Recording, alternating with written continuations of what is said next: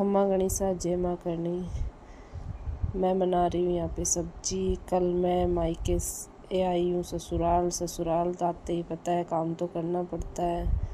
और इतनी भयंकर गर्मी हो रखी है, फिर भी इतना भयंकर पसीना आ रहा है, फिर भी सब्जी बना रही हूँ। बनाना पड़ता है, क्या करें, मम्मी थोड़ी ना है मम्मी को बोल दे।